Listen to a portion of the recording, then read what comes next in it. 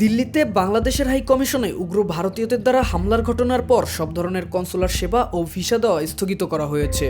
সোমবার পররাষ্ট্র মন্ত্রণালয়ের এক কর্মকর্তা জানান, হাই কমিশনে হামলার ঘটনাকে কেন্দ্র করে সব ধরনের কনসুলার সেবা ও ভিসা দেওয়া স্থগিত করা হয়েছে।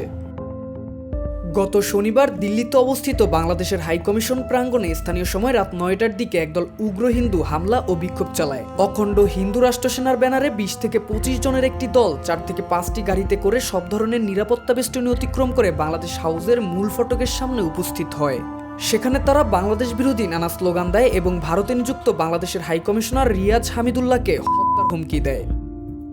ঘটনার সময় বিক্ষোভকারীদের কয়েকজন হাই কমিশনারের উদ্দেশ্যে চিৎকার করে শালাকে গুলি করে মার বলে হুমকি দেয়। কূটনৈতিক সূত্রগুলোর মতে এ ধরনের ঘটনা দিল্লির কূটনৈতিক পাড়ায় নজিরবিহীন।